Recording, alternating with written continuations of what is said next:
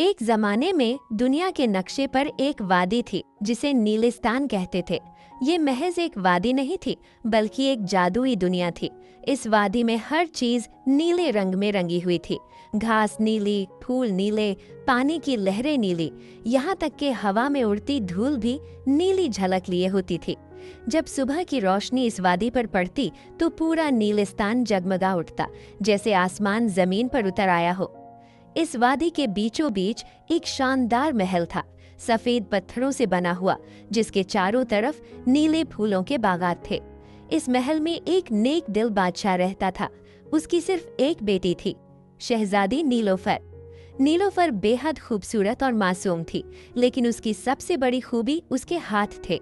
वो हाथ जो तस्वीरें बनाते थे तो लगता जैसे वादी का हुस्न कागज पर उतर आया हो। नीलोफर की बनाई हुई हर तस्वीर एक कहानी सुनाती थी।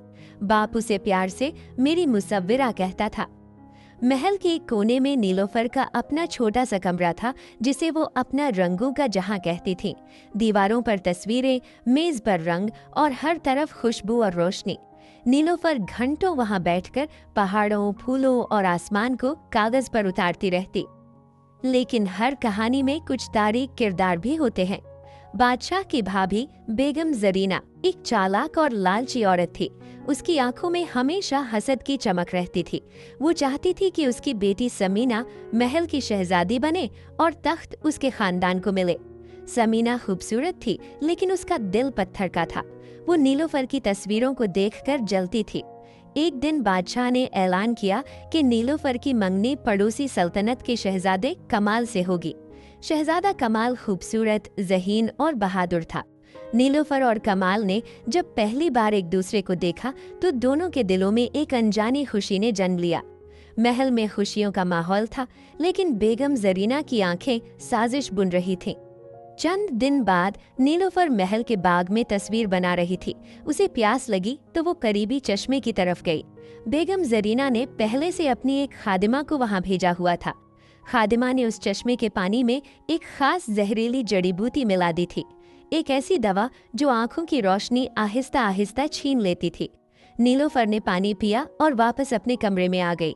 उस रात उसे सर में दर्द हुआ। अगली सुबह जब वो उठी तो उसकी आंखों के सामने धुंधलापन था। उसने सोचा शायद नींद की वजह से है, लेकिन दिन ब दिन उसकी नज़र कमजोर होती गई। हफ्ते भर में नीलोफर की आंखों की रोशनी बिल्कुल चली गई। वो अंधी हो गई थी। महल में सफ़े मातम बिछ गई। बादशाह का चेहरा जर्द पड़ गया। हकीम आए, तबीब आए, लेकिन सब ने हाथ उठा लिए। शहजादी की बीनाई वापस नहीं आ सकती। ये अल्फाज सुनकर बादशाह की आंखों में आंसू आ गए। नीलोफर खामोशी से बैठी रही। उसके अंदर एक तूफान था, लेकिन उसने बाप के सामने आंसू न बहाए। उसी रात बेगम जरीना ने शहजादा कमाल के बाप को खत लिखा।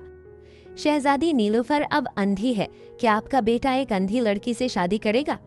शहजादा कमाल के बाप ने रिश्ता तोड़ने का पैगाम भेज दिया। कमाल के अल्फाज थे, मुझे माफ करो, लेकिन मेरी सल्तनत को एक ताकतवर मलिका चाहिए। नीलोफर ने ये पैगाम सुना, उसके होंठ कांपे, लेकिन उसने कुछ न कहा। वो अंधेरे में बैठी रही, दिल के अंधेरे में भी, आंखों के अंधेरे में भी। बादशाह कुछ अरसे बाद बीमार पड़ गया। गम ने उसे तोड़ दिया था और एक सुबह वो भी इस दुनिया से रुखसत हो गया। बेगम जरीना ने अब महल पर कब्जा कर लिया। समीना तख्त पर बैठ गई।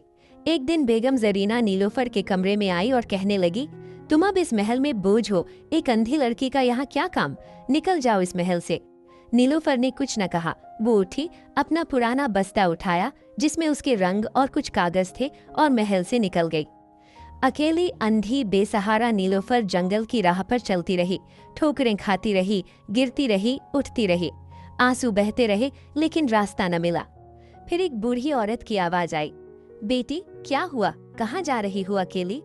ये माँ जमीला थी, एक सादा नेक दिल बुढ़िया जो अपने बेटे के साथ करीबी गांव में रहती थी।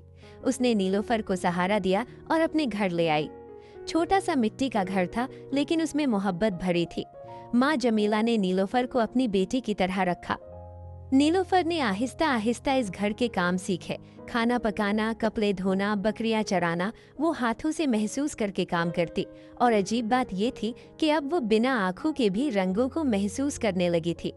एक दिन उसने माँ जमीला से कहा, माँ मुझे मिट्टी चाहिए और कुछ रंग। बुढ़िया ने हैरत से पूछा, बेटी तुम बनाओगी कैसे?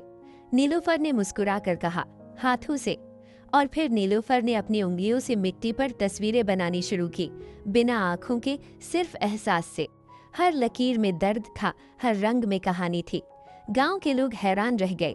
एक अंधी लड़की ऐसी तस्वीरें बना रही थी जो देखने वालों की आंखें नम कर देती थीं। इन्हीं दिनों गांव में एक नौजवान आया। उसका नाम अरसलान था। लंबा कद, सादा लिबास और आंखों में एक गहरा सुकून। वो शहर से आया था। कहता था कि काम की तलाश में है। माँ जमीला के बेटे ने उसे काम पर रख लिया। एक दिन अरसलान ने देखा कि सहन में एक लड़की मिट्टी पर हाथ फेर रही है और खूबसूरत नक्श बना रही है। वो खामोशी से खड़ा देखता रहा। नीलूफर ने आहट महसूस की और पूछा, कौन है? अरसलान ने कहा, मैं अरसलान हूँ, यहाँ काम करता हूँ। तुम बहुत खूबसूरत तस्वीरें बनाती हो। नीलूफर ने हल्का सा मुस्कुरा कर कहा, मैं देख नहीं सकती लेकिन महसूस कर सकती हूँ। अरसलान ने बैठकर कहा, शायद महसूस करना देखने से बड़ा होता है। नीलूफर चुप हो गई। ये अल्फाज उसके दिल में उतर गए। दिन गुजरते गए। अरसलान और नीलूफर की मुलाकातें बढ़ती गई। अरसलान उसे पहाड़ों की सैर पर ले जाता, उसके कानों में कुदरत की आवाज़ें भरता। नीलूफर, अभी हवा ने फूलों को छुआ, अभी चिड़िया ने गाना बदला, अभी सूरज पहाड़ के पीछे झांक रहा है। नीलूफर आंखें बंद करके सुनती और अगले दिन वो सब मिट्टी पर बना देती। अरसलान को एहसास हुआ कि वो नीलूफर से मोहब्बत करने लगा है। उसकी हिम्मत, उसका सब्र, उसका हुनर, सब ने उसे दिल दे दिया था। एक शाम जब वो दोनों पहाड़ी ढलान पर बैठे थे, अरसलान ने नीलूफर का हाथ थामा और कहा, नीलूफर, मैं तुमसे मोहब्बत करता हूँ, क्या तुम मुझसे शादी करोगी? नीलूफर के हाथ कांपे, आंखों में आंसू आ गए। अरसलान, मैं अंधी हूँ, मैं तुम्हारी जिंदगी में रोशनी कैसे ला सकती हूँ? अरसलान ने मजबूती से उसका हाथ थामा। नीलूफर, तुमने मुझे सिखाया कि रोशनी आंखों में नहीं, दिल में होती है। तुम्हारा दिल मेरी जिंदगी की सबसे बड़ी रोशनी है। नीलूफर ने आहिस्ता से कहा, हाँ। अगले दिन सुबह गांव की गलियों में घोड़ों की टापों की आवाज गूंजी। धुंध के पीछे से एक शाही काफिला नमूदार हुआ। सफेद घोड़े, सोने की बग्घी और पीछे सिपाही। काफिला माँ जमीला के घर के सामने रुका। बग्घी से एक शहजादा निकला, सफेद और सुनहरी लिबास में, सर पर चमकता ताज। माँ जमीला ने हैरानी से पूछा, ये कौन है? शहजादे ने मुस्कुराकर कहा, माँ, मैं अरसलान हूँ। मेरा पूरा नाम शहजादा अरसलान है। मैं कुछ अरसे से भेस बदलकर आम लोगों के दरमियान रह रहा था ताकि समझ सकूं कि एक सच्चा इंसान कैसा होता है। अरसलान नीलूफर के पास आया। नीलूफर ने आहट महसूस की। अरसलान, हाँ नीलूफर, मैं वही हूँ, लेकिन अब मैं तुम्हें अपने साथ ले जाना चाहता हूँ। मेरी मलिका बनो। नीलूफर के चेहरे पर पहले हैरत आई, फिर शक, फिर दर्द। अरसलान, तुमने मुझसे सच क्यों छुपाया? अरसलान ने धीमी आवाज में कहा, अगर मैं पहले दिन शहजादा बनकर आता तो तुम कभी न जान पाती कि मैं तुमसे मोहब्बत करता हूँ या तुम्हारी किस्मत से। मैं चाहता था कि तुम मेरे दिल को पहचानो, मेरे ताज को नहीं। नीलूफर की आंखों में आंसू आ गए। वो खामोश रही। फिर उसने हाथ बढ़ाकर अरसलान के सर से ताज उतारा, अपनी उंगलियों से उसे महसूस किया, फिर वापस उसके सर पर रखते हुए कहा, ये ताज तुम्हारे सर पर ही अच्छा लगता है। मैंने आजमाया और तुम पास हो गए। उस रात नीलिस्तान की वादी में जश्न था। महल रोशनियों से जगमगा रहा था। नीले, सुनहरे और सफेद रंग की आतिशबाजी आसमान में फैल गई। शहजादी नीलूफर और शहजादा अरसलान ने हाथों में हाथ दिए, आंखों में आंसू और होठों पर मुस्कुराहट लिए महल में कदम रखा। और अगली सुबह नीलूफर ने अपनी जिंदगी की सबसे खूबसूरत तस्वीर बनाई, सिर्फ एहसास से, सिर्फ हाथों से। उस तस्वीर में दो हाथ थे, एक दूसरे में पेवस्त, और नीचे लिखा था, रोशनी आंखों में नहीं, दिल में होती है। अपनी कमजोरी को अपनी ताकत बनाओ, अल्लाह पर भरोसा रखो, क्योंकि वो हर रात के बाद एक नई सुबह लाता है।